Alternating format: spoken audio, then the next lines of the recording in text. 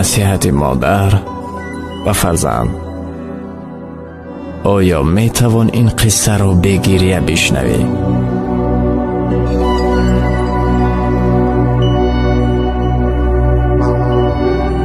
بگفت: پسر عزیزم، اگر زمان رسید که مرا پیرزن دیدی، از تو خواهش دارم بر من صبر و تحمل داشته باش.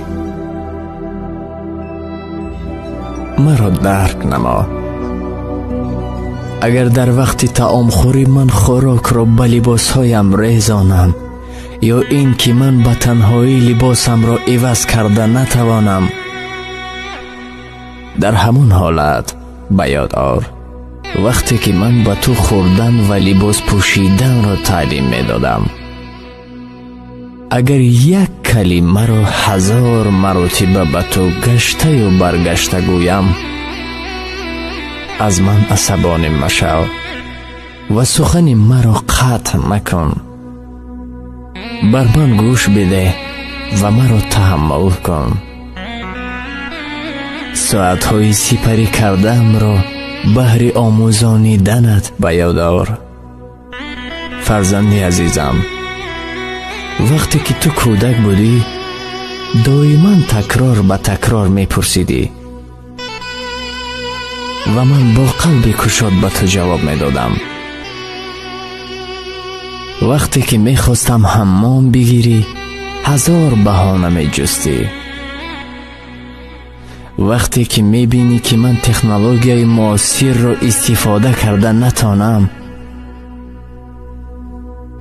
مرا مسخره مکن و بر حال من مخند. به یاد آر که من چگونه چیزهای زیاده به تو آموختم. چگونه لباس پوشیدن، طعام خوردن، حمام کردن و چگونه خواندن را. و وقتی که تو ناامید می شدی، من همیشه تو رو دستگیری می کردم تا اینکه باز کوشش نمایی. و اگر نمی تانستی، با تو می گفتم ناامید مشو، تو می توانی. و اگر به یاد نآورم، از من عصبانی مشو، حتی اگر گپی من مهم هم نباشد. وقتی که خاطرم ضعیف شد و سخنانم را گم کردم، با من وقتی کافی ده تا من به یاد آورم. پسرم، اگر با سبب پیریم یا بیماریم راه گشته نتوانم، از دستم بگیر. همچنانی که من با محبت از دستت می گرفتم زمانی که اولین قدم هایت را می گذاشته. روز آید که من به تو گویم که مشتاق دیدار خداوند هستم. غمگین مشو، گریه مکن، حرکت کن تا درک کنی که عمر من الکی به آخر رسیده ایستاده است.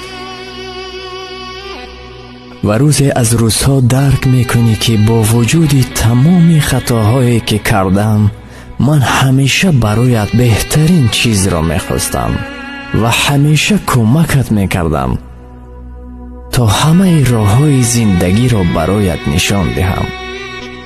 پس تو بر من نیز کمک نما تا راه روم. کمکم کن تا مدت در صبر و محبت زندگی کنم. کمکم کن پسر جانم تا برای آخرت با ایمان و آسودگی برسم. امیدوارم که روز مرگم فرا رسید هیچ غم و اندوه را احساس نکنی و حرکت کن در برم باشی. حرکت کن به من کمک کنی آن گونه که در برت بودم و کمکت کردم. وقتی که زندگی رو شروع کردی مرا به آغوش گیر، آنچنانی که تو رو به آغوش می گرفتم، و دعا کن خدایا مادرم را رحمت و مغفرت کن چگونه که با مهر و محبت در خردسالی مرا پرورید.